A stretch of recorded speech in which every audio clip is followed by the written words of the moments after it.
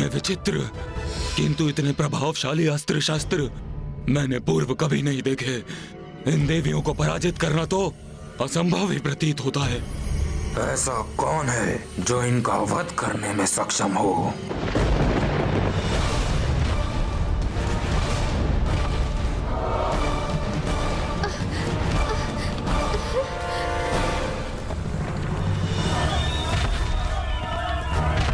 अब कौन आ रहा है यहाँ, जिसके पश्चात से ये भूमि कंपित हो रही है?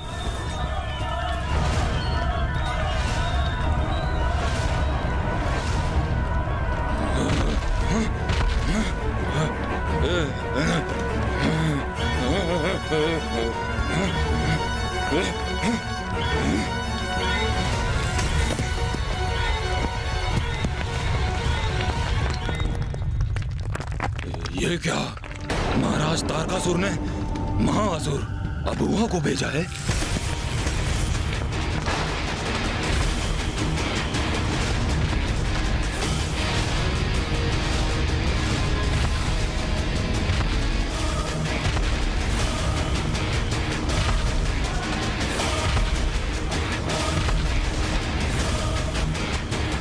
ये तो इस पर्वत की ओर आ रहा है जहां मैं स्थित हूं, और इस पर्वत को पार करके ये देवी आदि शक्ति तक पहुंच सकता है।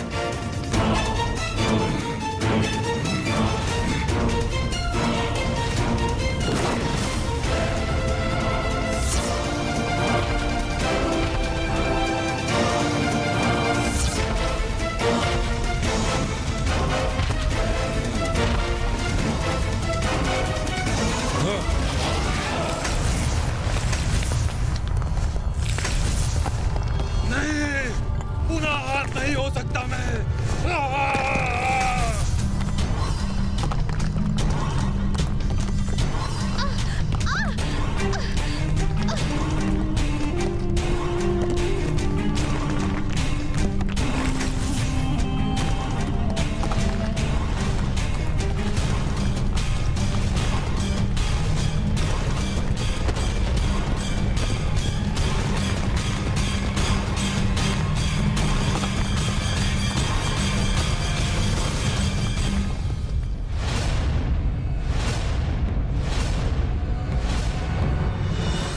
कौन असुर है? माता लक्ष्मी और माता सरस्वती तो उड़ते असुरों से निपट रही हैं। अब ये एक और नवीन असुर उत्पन्न हो गए। मुझे भय है कहीं असुर माता की तपस्या न भंग कर दे। यदि देवी पार्वती अपनी तपस्या से उठने के लिए विवश हुई तो वो महादेव की परीक्षा में कभी सफल नहीं हो पाएंगी।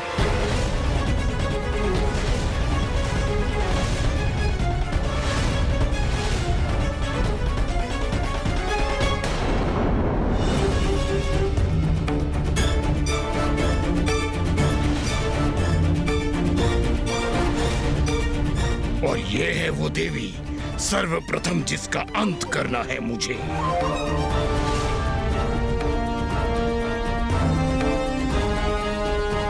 तो ये सब हो रहा है यहाँ देवियों, किंतु क्या तुम देवियों को यह ज्ञात नहीं कि महाराज से प्रतीक्षा करवाना सर्वथा अनुचित है? असुर महाराज तारकासुर इस प्रतीक्षा में है कि देवी आदिशक्ति की अंत की सूचना अब आएगी कि तब आएगी, और तुम तुच्छ स्त्रियां अपनी क्रीड़ा से उसमें विलंब उत्पन्न कर रही हो। किंतु कोई बात नहीं, अबुआ यहाँ प्रस्तुत है, और जो धैर्य धारण कर प्रतीक्षा करते हैं उन्हें उसका उचित फल भी प्राप्त होता है। और मैं अब महाराज की प्रतीक्षा को सार्थक करूंगा, और तुम तीनों देवियों का अंत कर एक के स्थान पर उन्हें 3 देवियों के अंत की सूचना दूंगा। एक अन्य विचार आया है मेरे मन में, क्यों ना मैं इस संपूर्ण सृष्टि का ही विनाश कर दूं?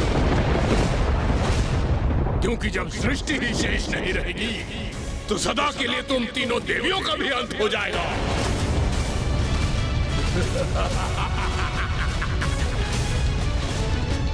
विभाजनास्त्र, विभाजनास्त्र।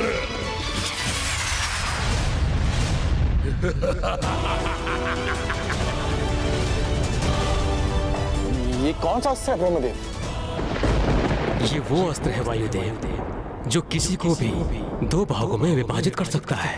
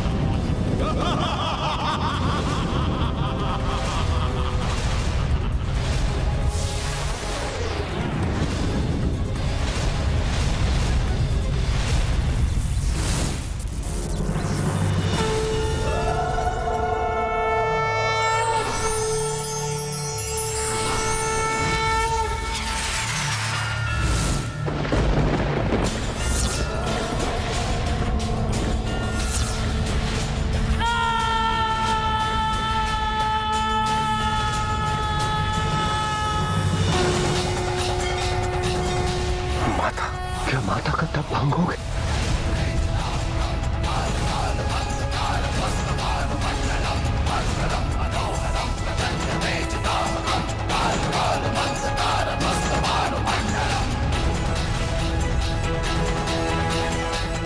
जिसका भय था वही हो, माता की तपस्या भंग हो गई।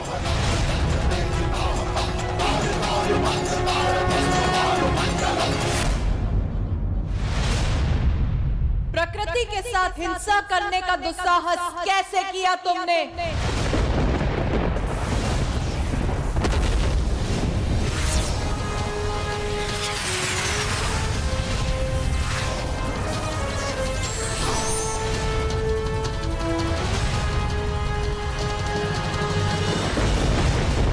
प्रकृति के साथ जो रोष उत्पन्न करता है उसका यही परिणाम होता है, सर्वनाश।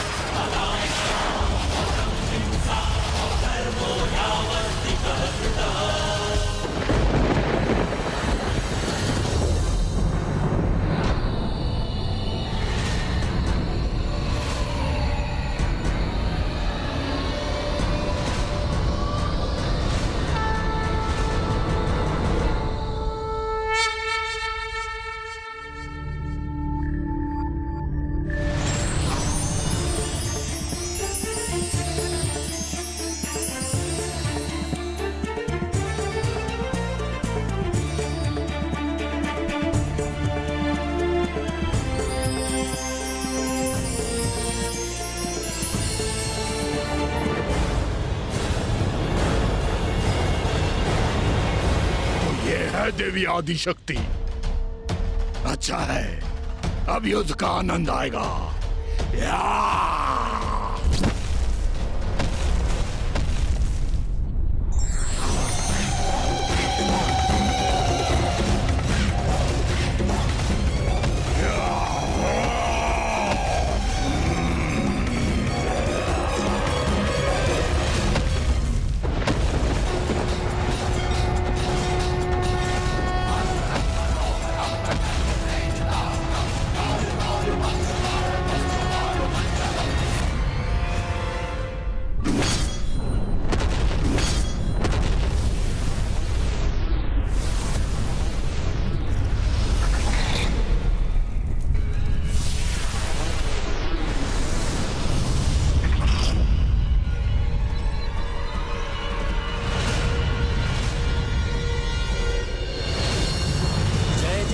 महिषासुरमर्दिनि रम्यकपर्दिनि शैलसुते।